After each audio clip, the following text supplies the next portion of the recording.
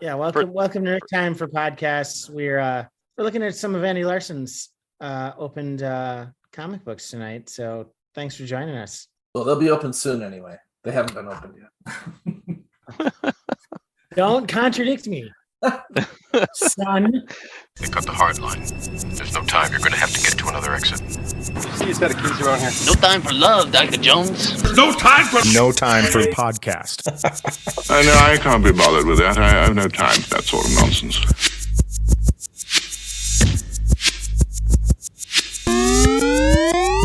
No time for unboxing. Just after our last No Time for Hobbies episode, our good friend Andy got a box of comic books back from CGC. So we thought it would be fun to watch him unbox them and react to the grades he got. We hope you enjoy this episode. Can you guys hear me? Hello, Andy Larson. Can indeed hear you. There's no time for. I don't think I've seen that backdrop before, or at least noticed it. Hello. Jeremy. Yo, yeah, can you hear me? Yeah, we wake you up. It is past his bedtime. He's gotta be awake for dragons in about an hour. So yeah, I'm gonna. Is that at 8 or 9 our time? I don't know. I haven't recorded. I'm not sure. I think it's 8. Yeah, I was just joking. I mean, I'll watch it in the morning. I just have cable. I mean, I don't have cable anymore. I just got internet, so I have to wait till they'll actually allow me to watch it on the HBO. Don't you get the HBO Max app? Yeah, does that allow me to watch it tonight still? Mm-hmm. Yeah, I think anytime after the start time. Yeah, I don't know these things. I'm old. Do you want me to come down there and log you into your Wi-Fi? Aren't you kind of the IT guy at your work now, Jeremy? I am the IT guy, but yeah, I don't understand how things work. If you have AMC Plus, you can watch 2 weeks early of The Walking Dead at any time. Why would I want to? Is the question. Don't start. It's a good question, actually. Why would you? So we're gathered here today. Yeah. Things and stuff. So why have you brought us here? Oh, gotcha. I'm doing the intro. Okay, so sorry, that was a. So I'm in the backdrop of the newly christened comic room over here that I don't think any of you have seen yet, but I thought might as well do that. So there's some comics on display behind me here, but so one of the things us comic collectors like Jeremy and I do is like one of the things that is part of the hobby now, which it was kind of, controversial to start, but it's kind of become more just, it's the norm, is getting comic books slabbed. And what that means is like they're graded for condition on a scale, 1 to 10, and encased in like a plastic holder, to preserve it and things like that. So I got a shipment back. Like you send the comics into a company. One of the companies is CGC. It's just a Certified Guarantee Corporation, but they grade comic books as their main thing, as well as cards now and stuff too. But so I sent in a set of 10 comic books to get graded and slabbed and assigned a condition grade. And so it's like drama now to see what they came back as. Pete was over at my house last time. I unboxed, which was probably, I guess, I don't know, when was that, Pete? Might have been almost a year ago, I guess. It was in the wintertime. Was it last winter? Okay. Yeah. So maybe 6 months ago or 8 months ago, something like that, I guess. But I was hoping for 9.8s. It's like on a scale of 1 to 10, but it's kind of weird where 9.8 is kind of the standard for like mint, mint condition. That's there are 9.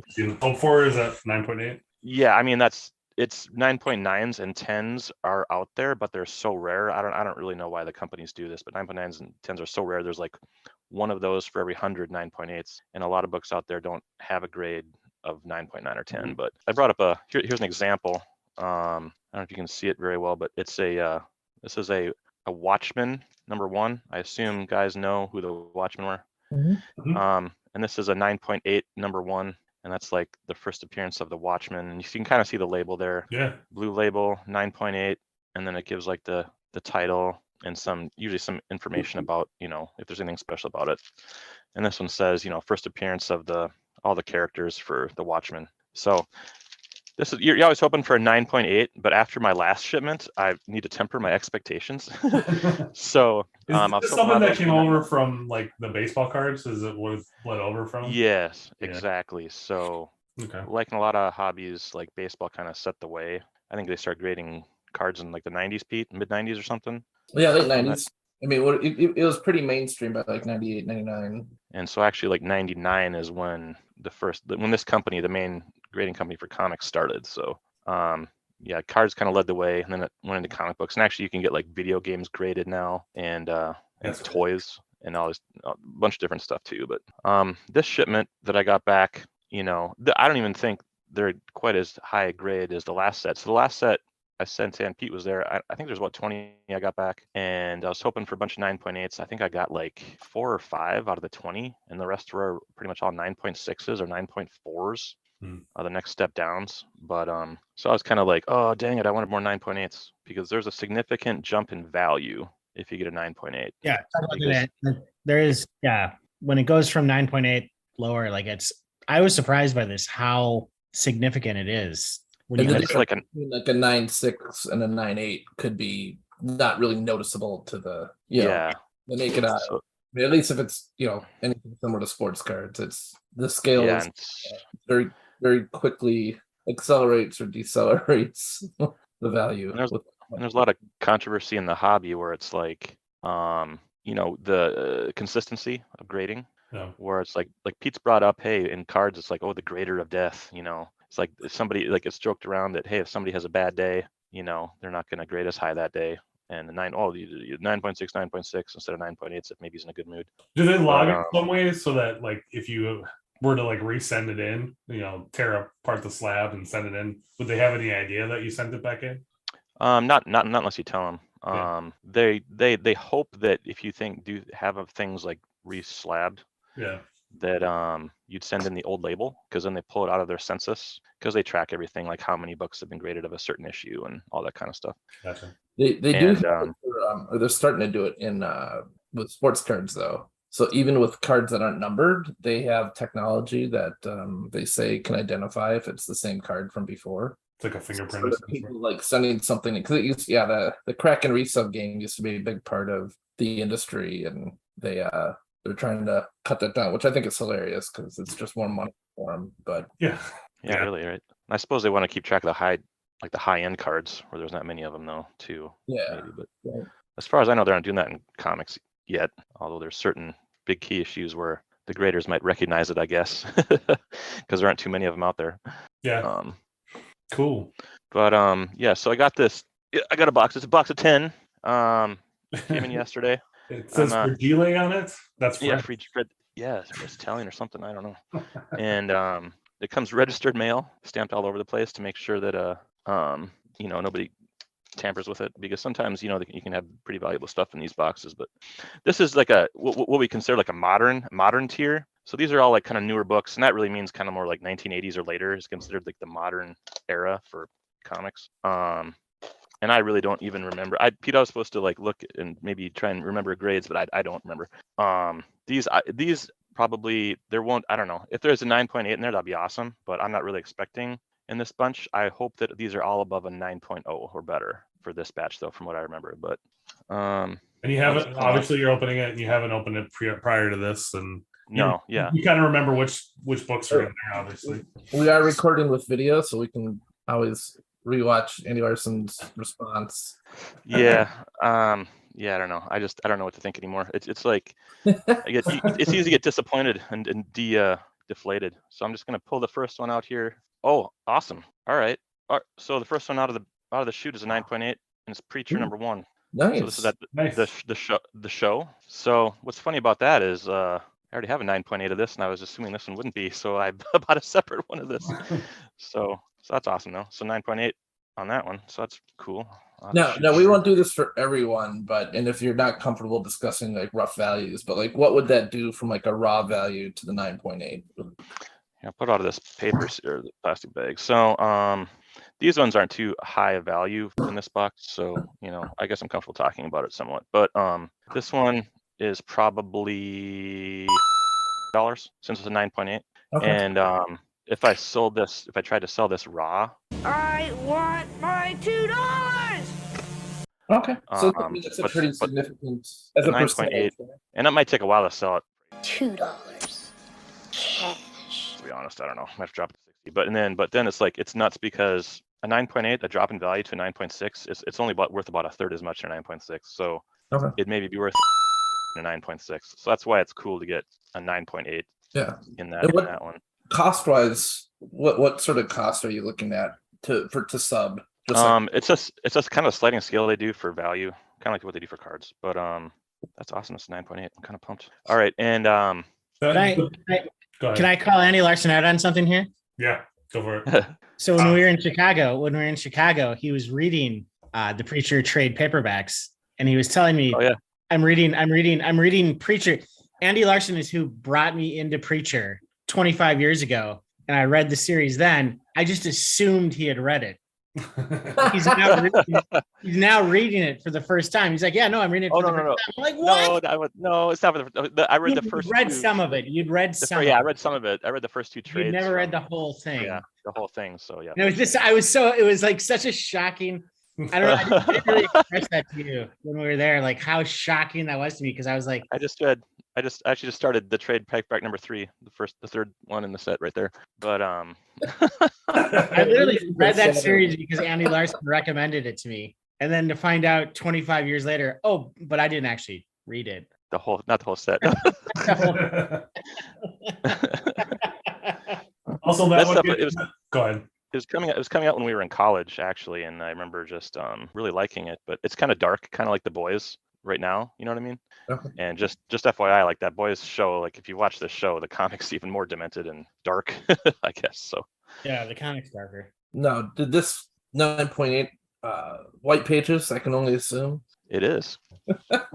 Yeah, I had to check to make sure, but I do like that on the labels from the ones you show me. Right, it identifies if it's a key issue and introduce, some character's first appearance or that was cool significance about the issue, right? Yeah, I mean, maybe the first appearance. Yeah, it has the date. I'll hold it up there for a second, but it says like the date it was published, and then over here, is it backwards on your screen or is it? I don't even know.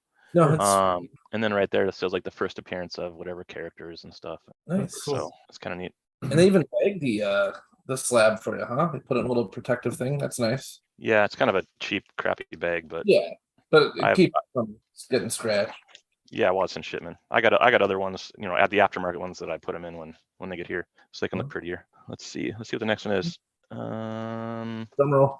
Ooh, all right. Well, I was hoping this would be higher, but it's fine. So Transformers number 1. Ooh, nice. 9.4. So I was hoping that one would be a 9.8. That one would have been probably the best one of the group if it would have came back in 9.8. But yeah, Transformers number 1, 1984, came out right when like the toys and the cartoons and stuff were coming out. Yeah. And is that a Bill Sienkiewicz cover? It is. Yep.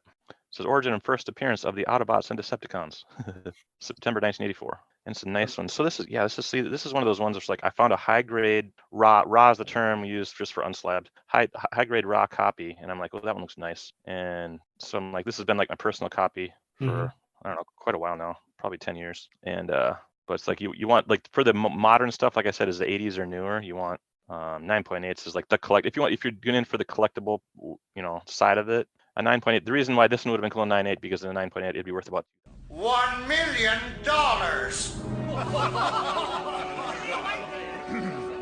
Sure. Okay.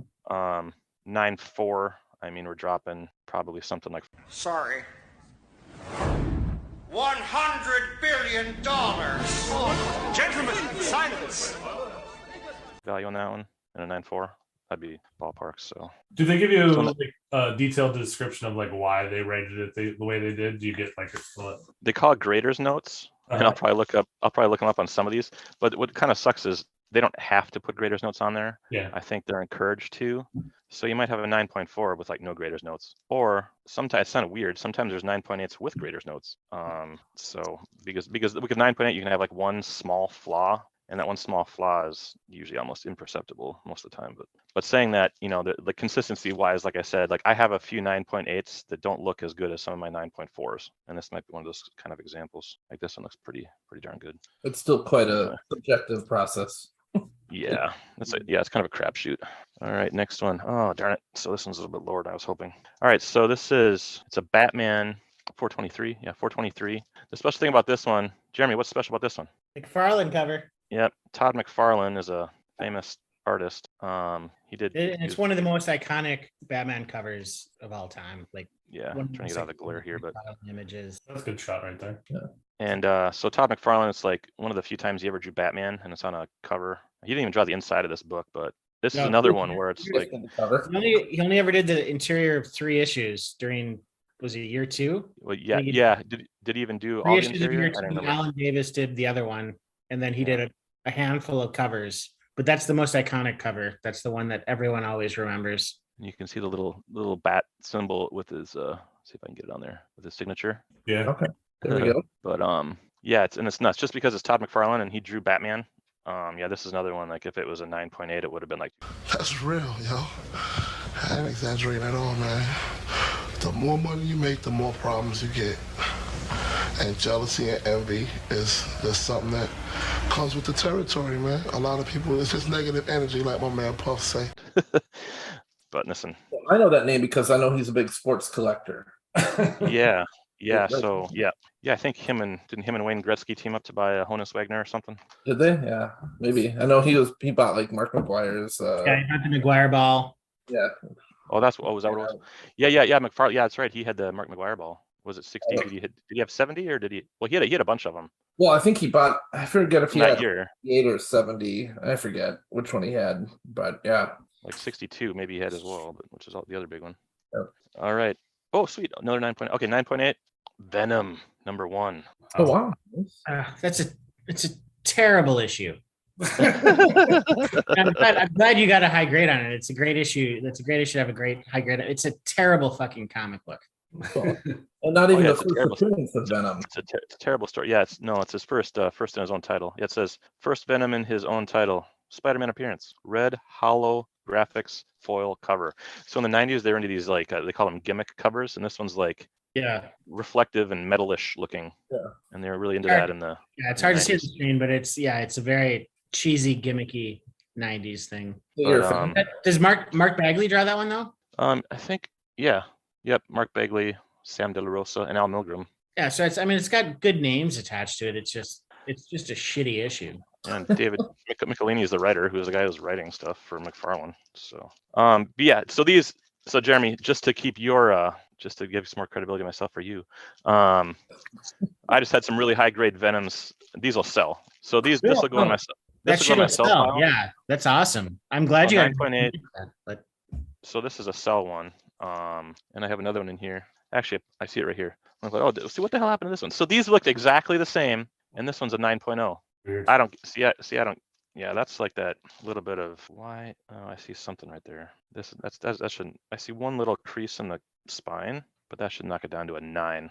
Anyway, so I'll start babbling here and complaining. It's two different graders. Yeah, that's not. Yeah, I don't know. This one should have been like a 9.6 or 9.4 at the worst. Anyway, so I got the 1.98. So the 9.8 will sell. Aren't the sports cards doing more of the reflective stuff right now? Like, oh yeah, like they use a lot of chrome and shiny stuff. I mean, a lot of that started in the 90s. No, I know, but I just like it's kind of every time I even see anything anymore, it seems kind of that's the stuff that people are trying to sell or whatever. Yeah, there's a lot of that stuff. Yep, like where every card is shiny, even like the base. Yeah. All right. Well, here's a good one. I was hoping this one would be a little bit higher too. See, this is why I just don't get it. All right, Jeremy, I think you like this one. Oh, Swamp Thing. Nice. What's special about this issue though, Jeremy? Do you know? Can you read it? Let me. It's hard to. Number 37. Is that the first Alan Moore? It's the first appearance of John Constantine. Oh yeah. Or Constantine. Remember, like there's a movie with Keanu Reeves. Like I was gonna say the first appearance of Keanu Reeves. So John Constantine's a well-known character. Was that? I don't get why this is a 9. Did Totalbean do the art on that? John Totalbean? Rick Veitch and John Totalbean. Yeah, Totalbean. Because Totalbean based Constantine on Sting. No, I don't think I heard that one. Yeah, Constantine is based. His looks are based on Sting. Or Sting the wrestler. At Alan Moore's insistence, because Alan Moore was a huge Sting fan, apparently. And John Totalbean is this amazing artist who's done what, maybe 20 books total, Andy? Like yeah, I don't know that. Yeah, I don't know. You know more about that one than I do. Yeah, he's this guy who came out of the Joe Kubert School in New Jersey, and he did Swamp Thing, and he did what's the other Alan Moore? What am I? Miracle Man are his two. Oh, that's right. Yeah, he did Miracle Man. Because he did issue 15, the infamous issue. But I think he drew about 20 total books. Like he got really sick, and so he stopped drawing. But like he's this fucking brilliant artist. Like he was like top of the class there. Like everyone looked up to him. Guys like Rick Veitch, who's done a lot of independent work, were in class with him and say like John Totalbean is like he's like the Bob Dylan of these artists. They're all like, yeah, no, like we could draw, but like this guy can draw, and that's the guy that draws that issue and the guy that created John Constantine. And I had a chance again. Andy and I have talked about this many times. When all the chances we had years ago of buying original art for dirt cheap at comic conventions, I could have bought Swamp Thing original pages by John Totalbean for $60 a page. And I was like, $60, that seems like a lot of money. Those are like $10,000 pages now, or whatever, some ridiculous. That's crazy. This is another one of those though where this I don't understand how the hell this is a 9.0. Like, I'm looking at this, I'm gonna have to look up the grader's notes on this one because the corners are all sharp. I don't see anything. The spine looks good. I don't get this one. Well, if the price is right, crack and resub, buddy. That's this one might be because this is a bigger book but bigger than the ones that I was showing you before. If it came back in 9.8, but it's probably not a 9.8, but it's like, why isn't it a 9.4 or something? Yeah. Oh well. All right, let's look at the next one. Oh, all right. Well, this one was close. All right. So Jeremy, you recognize this one, right? Oh yeah, that's the first Lobo. So this is like a character that's not really known outside of comics, but it's the first appearance of a character called Lobo in a random series called Omega Men. But Lobo is kind of like the bad boy of the DC universe. I don't know, maybe like the closest thing to like Wolverine. It's Spanish for wolf. What would you equate? What would you equate it to, Jeremy?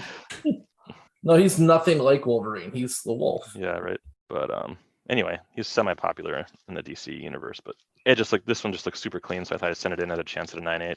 I might only break even with a 9.6, but all right, next one. Oh my gosh. All right, so here's one that really doesn't make sense. I was gonna say, this sounds like disappointment. All right, so Wolverine number 1.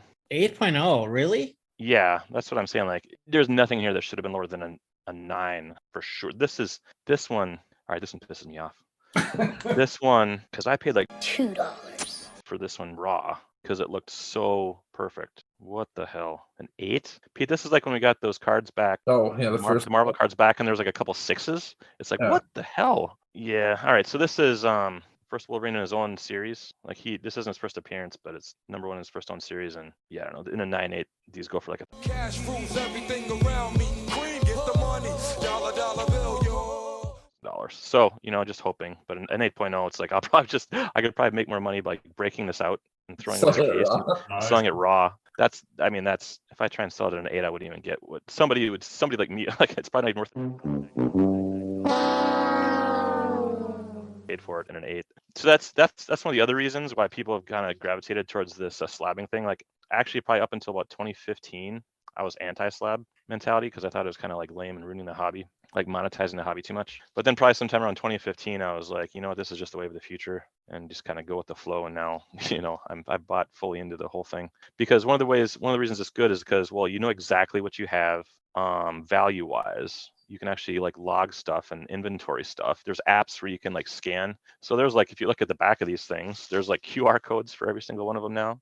Mm-hmm. I don't know if you can see that's the other side. There's like a QR code for every single one of them. You can look it up and see like the grader's notes and everything like that and verify that it's real. Also, it's a third party guarantees that it's legit, that it's not been restored, because that's a big thing is like some of the more valuable books that are older get like trimmed and color touch and all these things on them that just makes the value go completely gone. And then like these grading companies have all the screening processes to look for all that stuff, so you're getting a good thing, especially now and all nowadays when a lot of the stuff you're buying is online. Just having that third party kind of verifying everything and making sure you're getting a legit collectible. So anyway, also once it's in here, kind of preserves it forever and locks in that grade forever too, I guess. So all right, makes sense. Next one. All right, so this is good. All right, here's a good one. This is what I was hoping for. This one. This is one I was actually expecting. Jeremy, recognize this one?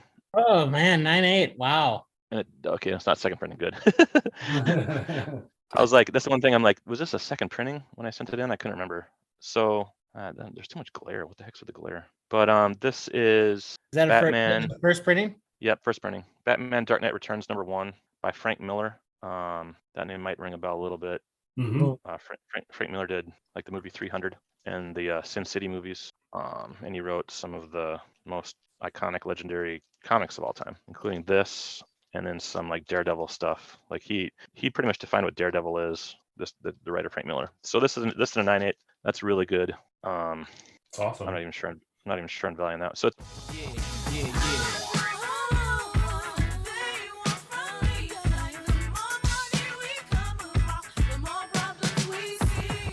in that condition and value, but I don't know how much. I'd have to look it up. I haven't looked in a while. So that's really good. Yay. Well done. All right, last one. Oh, here's kind of another. Yeah, this is disappointing. So they're kind of all over. Like I kind of like see the spread of these grades. So this is a Thor issue 9.0. Mhm. It's the first appearance of this character called Beta Ray Bill, who's able to pick up Thor's hammer. That's the big thing. And this came back in 9.0. Jeremy, you know about that book. You want to talk about that one a little bit? Yeah, Beta Ray Bill is this character that I don't understand why people like him so much because he's been around forever. He's just an uninteresting character to me, but he's great. I mean, he comes from the Walter Simonson run of Thor. It's this amazing run. His story is cool. I think I have. His origin story is cool, and his first appearance storyline is cool over like 4 issues. But then after that, I could see why he's kind of a 2-dimensional character. After that, they haven't been able to do a lot with him. But they keep bringing him back for no reason, and yeah. But one of the interesting things, like about that character, like in the movie Thor Ragnarok, when they go to like that battle world, like the junk world, yeah, and he fights the Hulk, like they had that big like building with all the faces on the side of the building. Yeah, he's like Beta Ray Bill's face was one of the faces on the side of that building. So then everybody, yeah, it was kind of like one of those Easter egg things, and everybody was freaking out, thinking like, oh, Beta Ray Bill's gonna be. And they've done nothing with it since. Yeah, look at introducing him.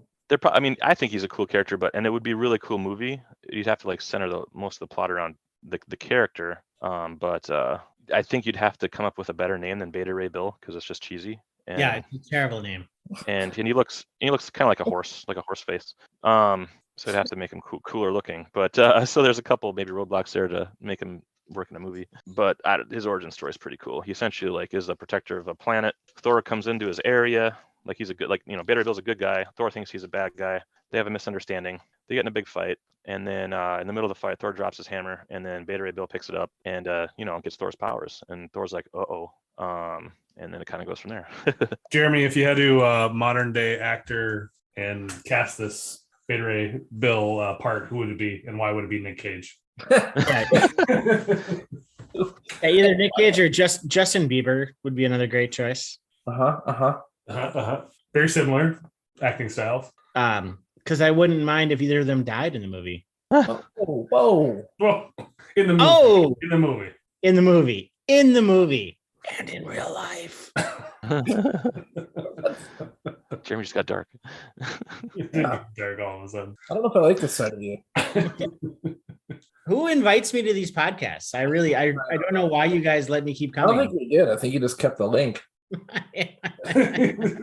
He's got it up and streaming like 24/7, just every night. Things happening. He pops in. He's like, "I'm here, guys." Between 7 and 8 o'clock, he's just sitting here waiting. You guys you're just too lazy to change the password. Yeah, there's that. This is true. So no genuine answer as to who you'd like to see play Beta Ray Bill. No, we get Nick Cage or Justin Bieber, and they can both die. So you want Beta Ray Bill, the character, to die? Sure. How about you, Andy Larson? Maybe you'll have a slightly less terse and angry response. I don't know. I tend to think more like serious about it, but let's see. Yeah, I take this more seriously, guys. I have several Beta Ray Bill miniseries. I have numerous comics about him. I'm not a monster. I just. So it'd have to be an actor that's kind of like stern and like has what's the word? Looks constipated, maybe. I don't know. Stern, looks constipated, and it has resolve and like Liz Schreiber. So who would that be? Like somebody like I get Beta Ray Bill. I don't know. Maybe somebody that's around 30 to 40 years old. I don't know. Who's the? I mean, and it's going slightly off topic, but what's the character you'd most like to see brought to screen that isn't out there yet? Oh, I don't know. Marvel or DC, although just note, if it's DC, it's probably going to be done poorly. Yeah, that's the thing. Like, if it was DC, it would be cool if they did The Flash or Green Lantern well. They should just let Kevin Feige come over and do a Green Lantern and Flash movies. That would be really cool. But yeah, I don't know. Marvel, I don't know. I'm kind of waiting to see what they do with the X-Men because those are some of my favorites. But they might just let the X-Men kind of settle for. They might let the X-Men settle for another couple years. Yeah. So people kind of like forget about them, so then they can kind of bring them back, like Well, I revamp. think they're set to release an X-Men movie. I thought in 2024. I thought, maybe I'm wrong. I thought it was. I don't. like, a month. I don't think they've. I don't think they've. I don't think it was announced at Comic-Con. I think it was. So they announced Fantastic everything Four, like they did. 25, and nothing X-Men related was there. Yeah, Okay. they're still keeping that. I think they're really playing that close to the chest. But Fantastic Four is coming out 2024 Yeah. that Maybe could be what I was super thinking awesome. of. That's what I was thinking of. I'm sorry. Okay. So that's honestly, like, I think a good analogy that I've heard so far about the new Marvel movies that have come out after Endgame is that, like, it's like going back and replaying the side missions in a video game after you've already beaten the video game. I think that's kind of a good analogy so far, because it's kind of like, yeah, these are fun, but yeah, I mean, where are we going now? It's kind of like, and but the one I'm excited about that could be really cool is Fantastic Four, because not a lot of people know it, but in the 1960s, like, Fantastic Four was like their Marvel's best, most read comic, pretty much, and best written. I think probably, Jeremy, you can contradict me or back me up, but I think it's kind of their best written books of the 60s, because it's like they were like a sci-fi adventure team back then, and who wore costumes, but it was really if they good can do story. it right. I mean, they've 3 films now they've tried, and they fucked it up 3 times. Yeah, so I mean, it doesn't mean I'm not hopeful. Like, I'd love it, because I love the Fantastic Four. I have so many runs of the Fantastic Four in my collection. Walter Simonson, who we just talked about, did a great run. There's John Byrne did a great run. I mean, there's so many great runs of that series, and it's just, I don't know how they fucked it up so bad in the movies. Well, the problem is like the first 2 were done before, when they were still doing every comic book movie was pretty bad. And yeah, then, it's interesting. I didn't realize it, but I saw Kevin Feige's name in the producer credits for when I rewatched Fantastic Four a while back. So he was around back then when that was coming out. Well, and if you want to watch the old one, I have the bootleg on VHS. So you talking about the one from like 1980 or whatever? No, it was 94 probably. Oh, was it 90? Okay, I was thinking this one from like 80. Okay. Yeah, didn't they just make that to keep some sort of copyright or something? Yeah, it was a Roger Corman film. Yeah, they made it just to keep, so they could keep the title in their company. It was never meant to be released. I have an illegal copy. Breaking the law. I mean, last time we talked, you gave away your address. Now you're talking about having these illegal. Again, it's that drive. The garage code is 1045. Come on, get it right. I'm still editing the last podcast to bleep all that stuff out. So the San Diego Comic-Con, the things that were announced that were bigger were Wakanda Forever for Black Panther, Ant-Man and Wasp, like third one. Quantumania. Yep. Guardians of the Galaxy 3. The Marvels in 2023. Blade in 2023. Daredevil, another series for Daredevil on Disney Plus. And then Thunderbolts in 2024. Oh, they're doing Thunderbolts. Sweet. Yep. And then Fantastic Four also, as we mentioned, in 2024. Anyone watch the first episode of She-Hulk? I haven't yet. Your thoughts? I did, yeah. Yeah, I thought it was great. I loved it. I'm looking forward to it. I haven't watched it yet. Titania shows up at the end. Like, that was the part when Titania showed up. I was waiting literally the whole episode. I'm like, gotta hope Titania shows up. And then she did. And I was like, this is fucking awesome. And I really enjoyed it before that. But when she showed up, I was like, yeah. That's cool. Did you hear that, speaking of DC, that they almost had all of the Batgirl movie done and they just shelved it and it's not going to see the light of day? Yeah, you're not going to see it ever. Because it's like... Because they got a new president or whatever. And yeah. And it's like worth more to them to like shelve it and not ever show it than to run it on their streaming service. I don't know how that's the part I don't fathom. I don't get it. But they're gonna go ahead with the Flash movie, even though Ezra Miller has got whatever the fuck's going on with Ezra Miller. Yeah, he's got some issues. Yeah, I didn't like him. I didn't like that character anyway. Like that version of Flash. They tried to make him like quippy and nerdy, like a Peter Parker or something, and that's not the Flash. That's not the Flash. It's just I was like, what the hell are they doing when I watched the Justice League movie? But Flash is supposed to be cool, and he's essentially a cop who's he works in the crime lab anyway. But I don't know. I didn't like the way they did what they did with him. Made him a annoying nerd. But your comic room looks nice. Turned out nice. Thank you. This is one wall of it. Probably took a while. Yeah, well, it's it's still kind of a guest bedroom too here, but so anybody stays, they get some cool decor. So What happens if Jeremy comes over and just starts replacing certain comics and putting his own up there? See if you notice. oh, I would notice. Jeremy's not gonna do that though. Hey, Jeremy, I did find something for Jeremy. Jeremy, look at that. Yeah. Yes, I want. So I found this before the podcast. So Jeremy texted me was it just yesterday or maybe a couple days ago? And he's like, "Hey, Andy Larson, do you have any Rom the Space Knight comics? I decided I want to start collecting them." So I'm like, I think I have a couple of copies of #1 actually, but and he said, I'll take it. And then Jeremy, I found annual #1. This might actually, I think this is like a Captain Universe appearance or whatever in this one or something. There's something special about it. But anyway, you can have that one. I might have a new fantasy football team named Rom the Space Knight. I'm excited. Jeremy's like, never read Rom, right? Well, I haven't either. It's kind of just I don't know. It's supposed to be decent. I've never read Rom. It's a series from the 80s. It's supposed to be decent, I think. But the funny part about it, the Rom stands for read only memory. So you should have read it. I wonder if there's a nerd dad joke there for you. Thank you. Hey, his nemesis is called Ram. Oh. Oh. Random access memory. Come on, guys. We just need a trivia night where they tell me all the tech acronyms and we're going to dominate. But Jeremy, if you're going to read Rom, you might as well read the Micronauts too. To me, those kind of series went hand in hand. Yeah, they kind of go together. I should probably get into the Micronauts. I have a couple issues of Micronauts somewhere. You read all the Roms and Micronauts and let me know what you think, and I'll see if I read them. I'll do. Yeah.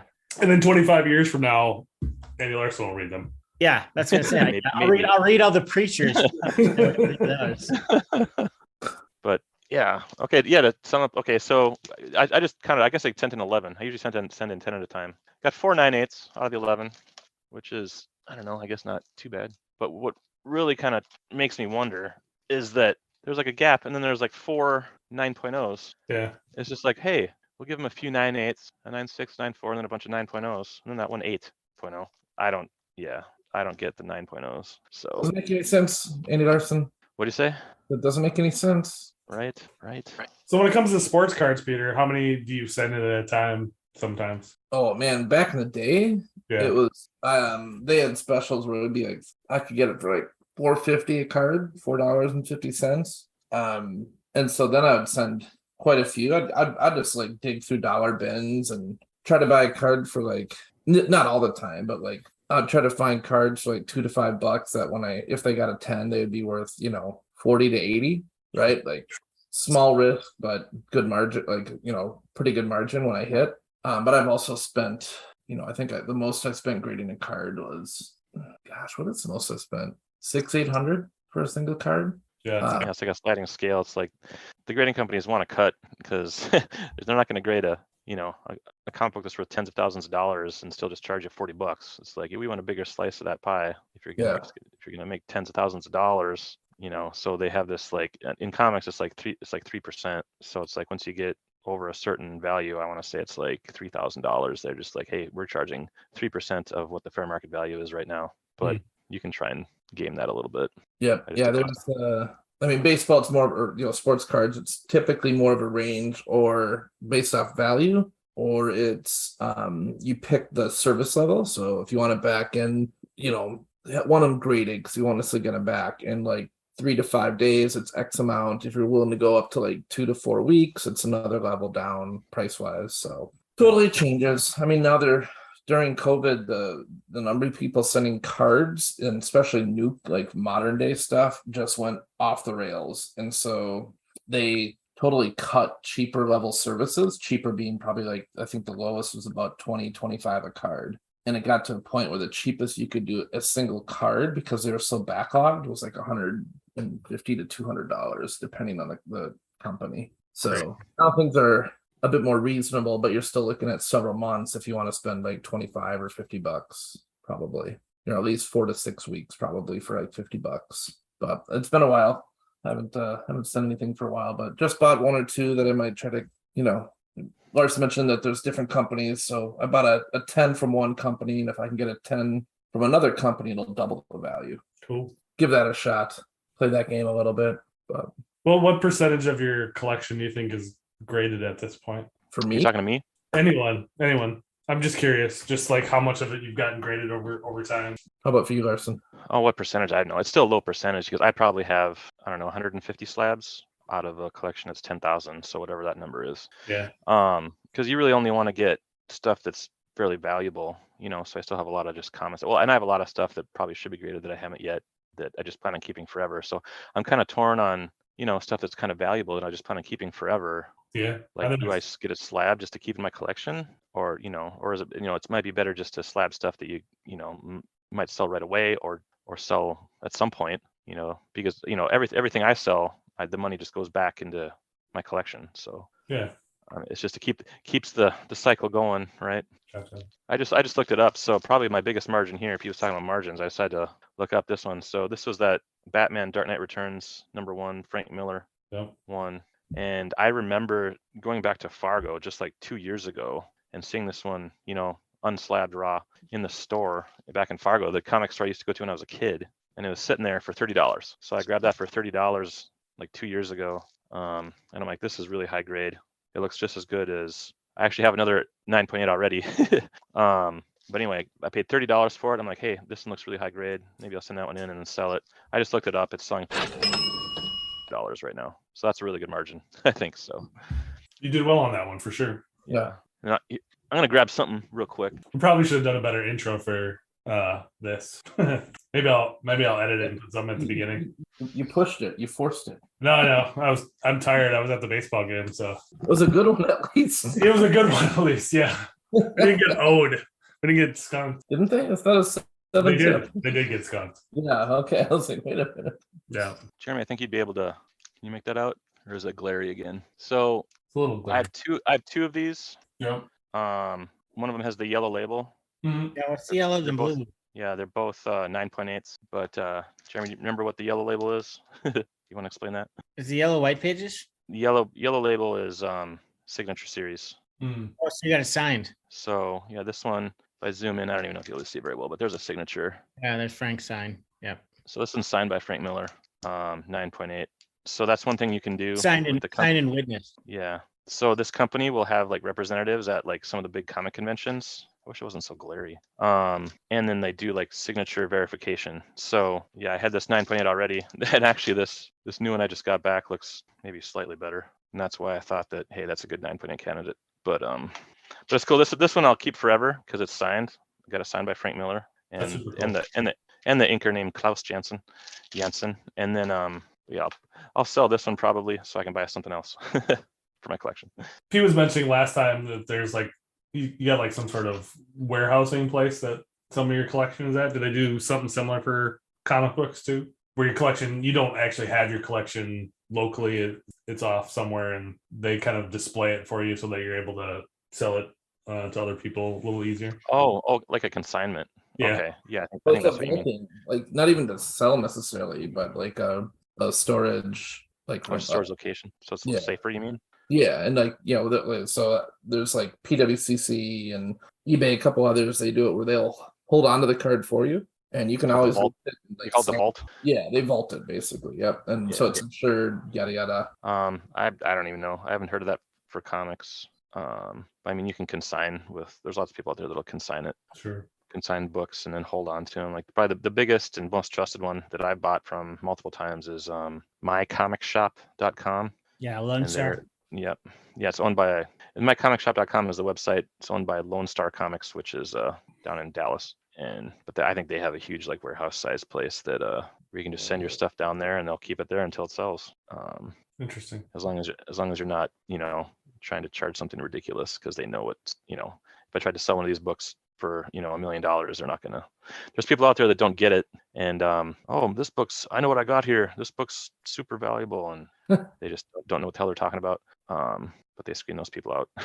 Yeah, like going on eBay and seeing like the card that's worth like literally 5 cents and posted for like $400. You're like, yeah, I'm not gonna happen. With shipping fees of like $200. Right. Yeah.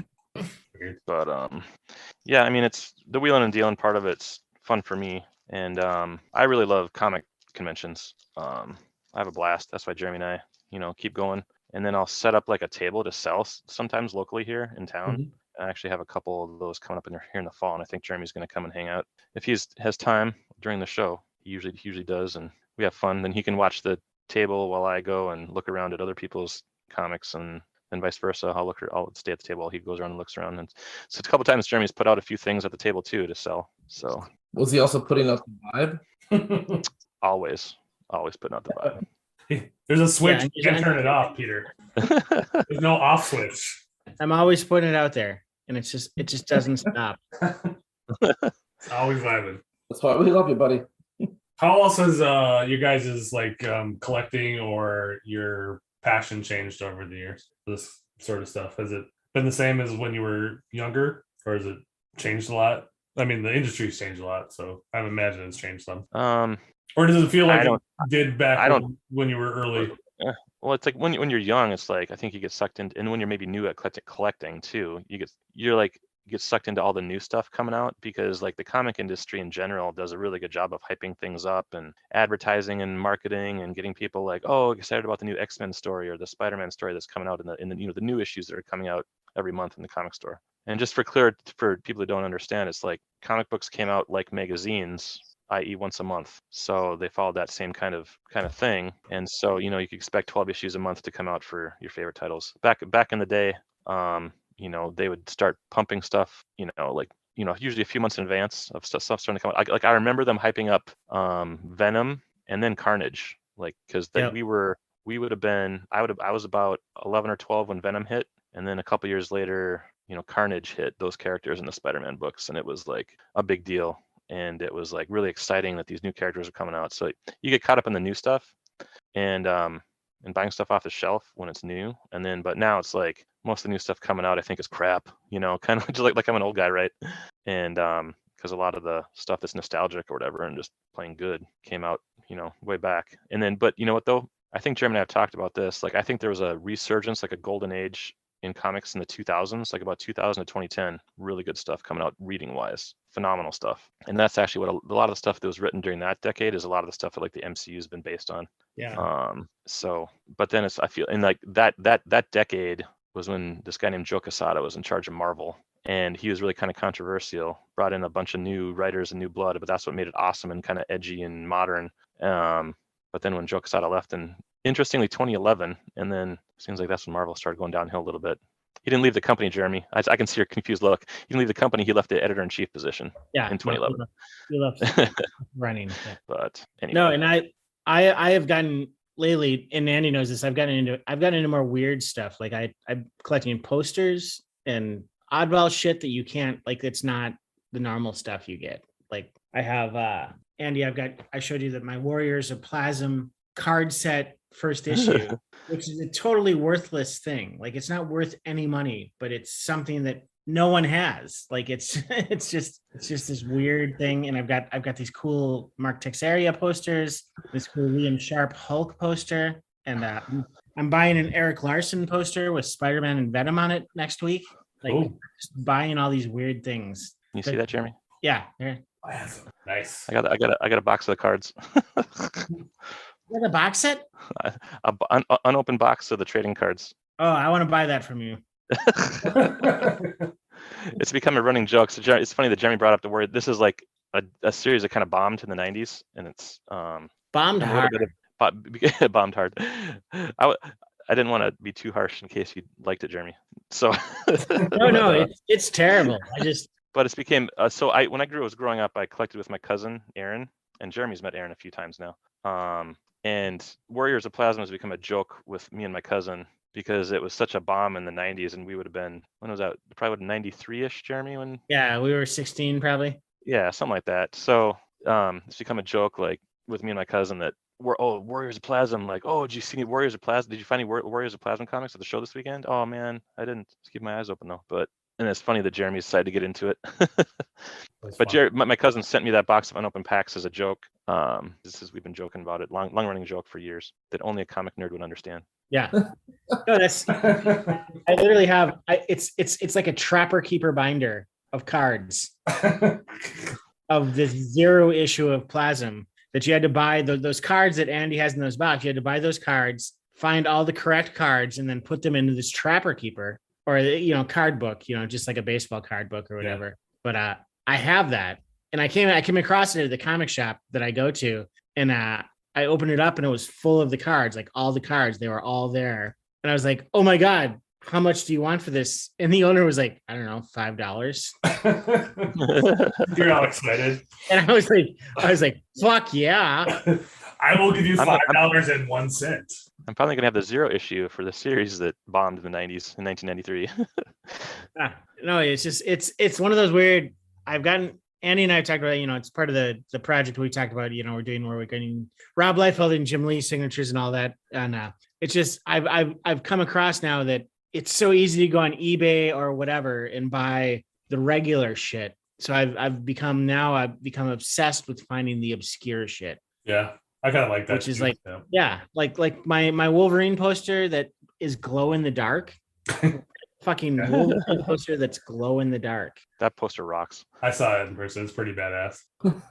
It kind of reminds me. I always thought it would be funny to like have an ironic, jerseys and stuff of sports players, athletes. I always thought it'd be funny to have a collection of, the Michael Jordan Wizards jersey and like the team at the end that they were on that nobody kind of remembers, and you have autographed versions of those jerseys. Yeah. So I always thought that would be funny to not take it too seriously, but also kind of people would see it and be like, "What the fuck do you got going on here? This is weird."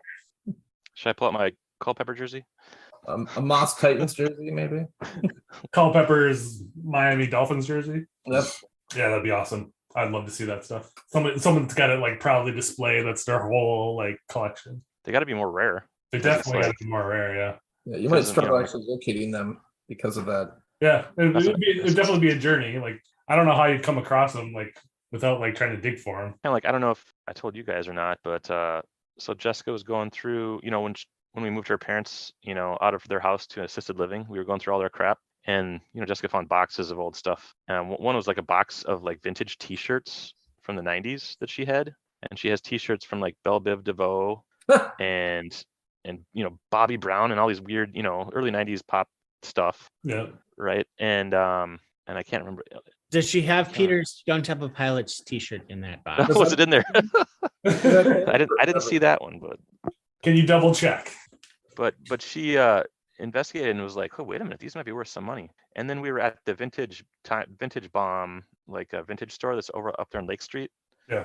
And we were in there, and she saw some of these T-shirts that were up there that weren't exactly what she had, but they had them priced at $200 a piece for these T-shirts. And so she just walked up to the counter and said, "Hey, do you guys buy vintage T-shirts like this?" And she spotted off like a few that she had. And the guy said, without even seeing them, the guy said, "I'll give you $100 a piece cash for them right now." For real? He says, yeah, the guy that works there. That's crazy. So that's awesome. If you have any my stuff's more like Ozzy Osbourne from the 90s. But no, I know we were talking about just weird stuff we saw, like hagfish on eBay was like $150 or something ridiculous. Yeah, I know, and not to connect to anything I said earlier, I have this old Stone Temple Pilots T-shirt that I grabbed years ago. What does it look like? Where I got it? Can you describe it? Are there heads on like popsicle sticks? Ass. Is it in a slightly bigger size than you would normally wear? No, hey, come on. I bought that when I was like 19. It was probably large with my natural pant. I did lose that night at Larson's house, by the way. So that's where you lost it? I still tell that story once in a while about when you told me you woke up and there are people in your living room. Yeah, I was shirtless when I woke up shirtless there and never found that shirt again. I didn't realize that was the same story, I guess. Mm-hmm. I'm not That's a mystery. I don't have to talk about it because I'm still upset. I told that story recently because you had to call me at home and ask me to come get you because it was a little too cold to walk shirtless from Andy Larson's house to our house. Yeah, I found a sweatshirt, but yeah. Larson wouldn't give you a whitey tidy T-shirt to watch. Larson wasn't there. Yeah. What's funny is that was the year before I lived there. So I was over there with Peter, but it was the year before I lived there. And so it was like Broskowitz. So even weirder that Peter would just like sleep over. So yeah, well, you were I don't know that he sleeping slept sitting over. up, I think, if I remember. Pete, so you woke. I thought you were like sitting up on He the woke- couch when you woke He up. woke up sitting up on the couch with them watching football. All Football. around It him. was like college football, right? I There think. was something like that. Yeah. I mean, but yeah. And I love that no one really even noticed or cared that you were like passed out topless. They noticed. They didn't care. So no, he became, at least You're like friendly. one of Larson's friends. Normal. Legendary. Yeah. I mean, Larson doesn't live here, but his friends are staying over. Yeah, but that's just how things went back then, man. Different times, and even better, nobody put it on Facebook. Wasn't on Instagram. Yeah, right. Yeah, this is true. Nobody wrote in my face. Did anything mean? Different times. They just couldn't find the Sharpie. Nobody punched your broken ankle while you were in your bedroom. Oh shit! No, that did happen at one point. Sorry, But just one time. just one time. All right, gents. Well, I got to roll. Yeah, I got to let Doc out. So. Andy Larson, thank you for your patience in waiting to open those. I know it's a challenge to not rip that thing open right away. I don't know how you don't even read the email when you get it. I read the email. I'm not good at it at all. Cover to cover. Cover to cover, babe. Yep. Speaking of patients, Jeremy, have you heard anything for your DNA test at all? No, I'm bad at checking my mail. I haven't checked my mail in like a week, so it might be in my mailbox. How about you check your email? Probably email box. Yeah. Or you I don't check my email either. Just in case, check your spam. Yeah, I'm an anti everything guy. Well, to get your results, we're gonna have to check your email at some point. All right. Yeah. But we're like weeks ahead of Langer's getting back, so at some point we'll figure it out. he sent his in like when I got mine back, so I haven't looked at all of mine. And it's killing him. All right. He's got a whole branch of family members that he wants to know. Yeah, I understand. I was the same way when I first started doing it. Like I get that part of it. Yeah. Hopefully you kept track of I'm gonna find out that I have like 15 kids because I've slept with 2 women, I think, in my life. So how many men though? Is 7? that how you can have kids? Dozens at least. Yeah. Well, I just hope we don't find out that we're related or anything. Not that there'd be anything wrong with that, but wouldn't that be like the culmination of the story? Like you'd finally find out we're like fifth cousins.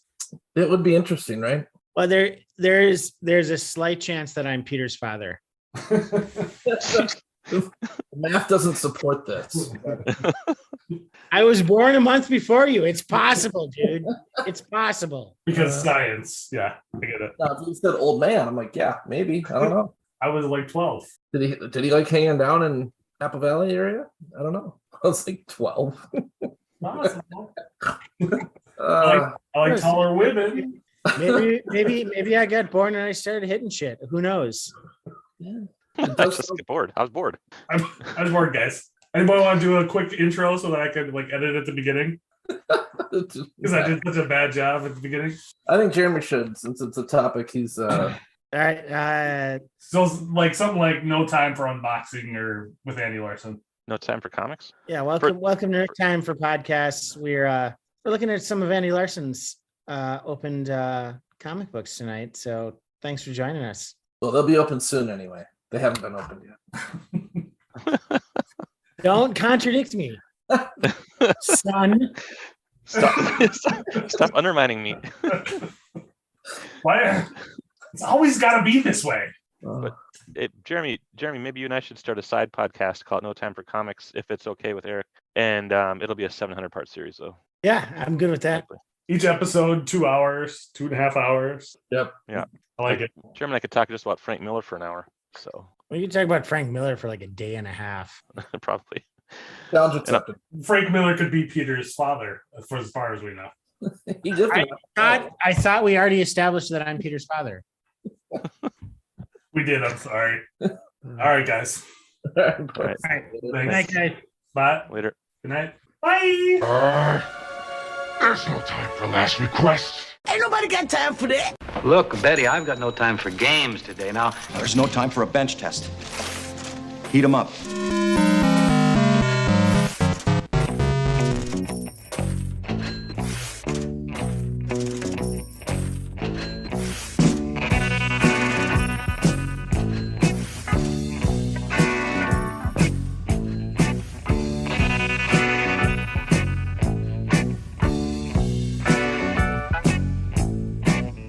Money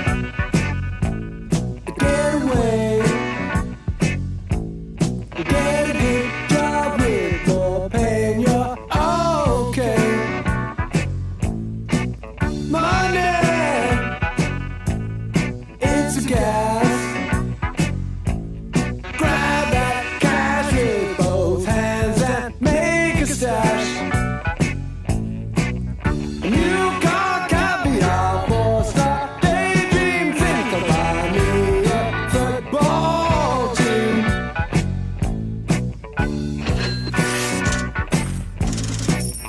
Money, get back. I'm alright, Jack. Keep your hands off of my stack. Money, it's a hit. Don't get me